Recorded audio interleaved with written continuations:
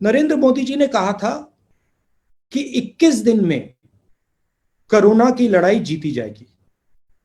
4 lockdown हो गए, तकरीबन 60 दिन हो गए। हिंदुस्तान पहला देश है जो बीमारी के बढ़ते वक्त लॉकडाउन बंद कर रहा है। चाहे वो जापान हो, चाहे वो कोरिया हो, चाहे वो जर्मनी हो, फ्रांस हो, सब के सब ने लॉकडाउन जब बंद किया, जब बीमारी घटनी शुरू हुई थी। तो यह बात क्लियर है, स्पष्ट है कि हिंदुस्तान का लॉकडाउन फेल हुआ है। जो लक्ष्य नरेंद्र मोदी जी का था वो लक्ष्य पूरा नहीं हुआ। और अब हम बहुत इज्जत से, रिस्पेक्ट से, आदर से सरकार को और प्रधानमंत्री को पूछना चाहते हैं कि अब आपका प्लान बी क्या है। बीमारी 21 दिन में गायब नहीं हुई, बीमारी बढ़ रही है। आपकी स्ट्रेटेजी क्या है? लॉकडाउन को आप किस प्रकार से देखते हैं? इसको आप किस प्रकार से रिलीज करेंगे?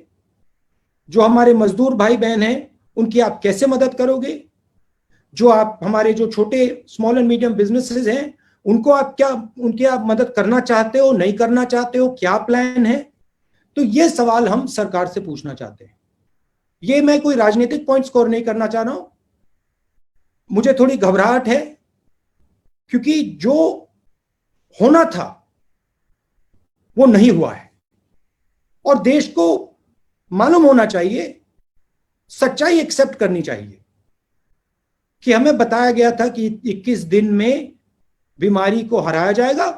60 दिन हुए हैं, बीमारी दौड़ती जा रही है, बढ़ती जा रही है। अस्पतालों से मेरी बात होती है, कहते हैं कि बीमारी बढ़ती जा रही है। तो ये सवाल है। Next question is from Sanjay Mishra ji from Dainik Jagran. Sanjay ji, you can come in please. Just one point. Just one point.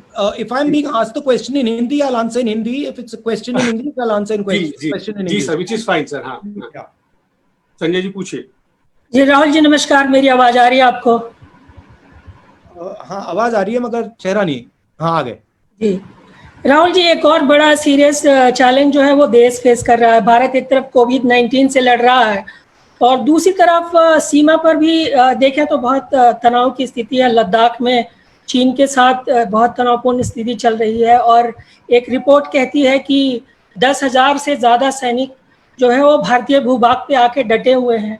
दूसरी तरफ अगर आप देखें तो नेपाल के साथ भी हमारा सीमा विवाद, एक नया जो है वो विवाद शुरू हो गया है.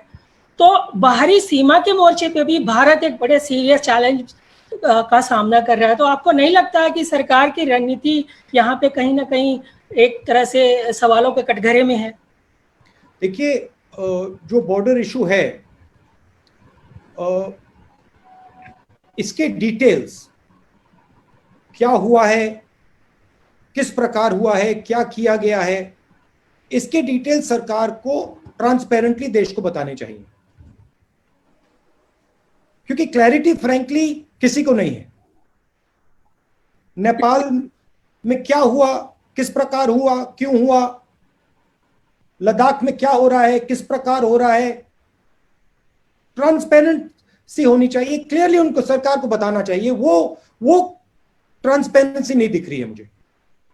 जो चाइना और हिंदुस्तान की बात है, अभी वो लाइव इशू है, तो उसके बारे में मैं प्रेस कॉन्फ्रेंस में ज्यादा नहीं बोलना चाहता हूं. वो मैं सरकार के विजडम पे छोड़ना चाहता हूं. मगर ट्रांसपेरेंसी की जरूरत है. हमें मालूम होना चाहिए क्या हो रहा है और वो देश को नहीं मालूम. जी सर, धन्यवाद. हम सर मूव करते हैं टेलीविजन की तरफ. इसमें सॉरी, मैं एक चीज ऐड करना चाहता हूं. जी सर. जब तक थोड़ी ट्रांसपेरेंसी नहीं होगी, मुझे इस पे टिप्पणी करना या बोलना सही नहीं होगा. अगर ज्यादा इंफॉर्मेशन होगा तो फिर मैं आपको एक क्लियर कट पोजीशन दे सकूंगा. In the middle of a meeting, Kabir, can I call you back in 10?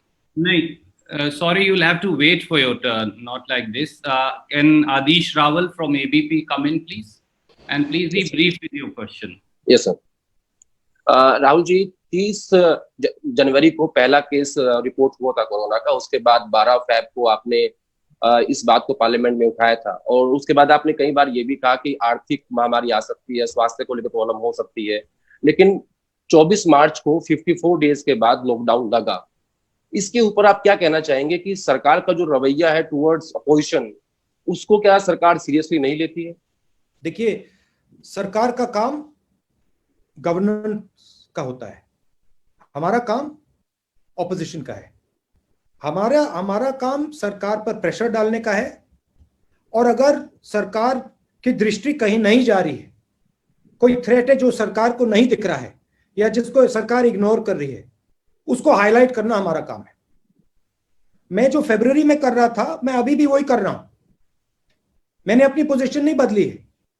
मैंने फरवरी में कहा था कि बहुत डेंजरस सिचुएशन बनने जा रही है, और आज भी मैं कह रहा हूं।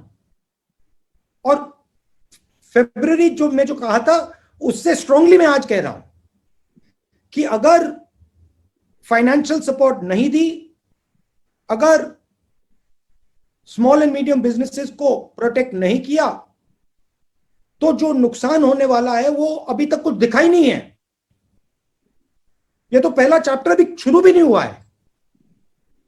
तो जो मैं वार्निंग फरवरी में दे रहा था, वही वार्निंग मैं आज फिर से दे रहा हूं, और मैं सरकार से कह रहा हूं,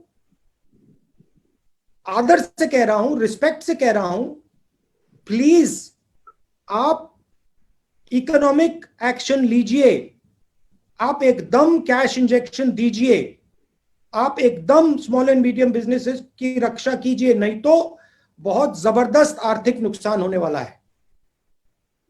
मेरा काम देश की जो निगाह है, जो पर्सपेक्टिव है, उसको शेप करने का है। और मैं देश को और नरेंद्र मोदी जी को कह रहा हूं कि आपने जो पैकेज में किया है, उससे कुछ नहीं होने वाला है। एक प्रॉब्लम है, मैं आपको बताता हूं।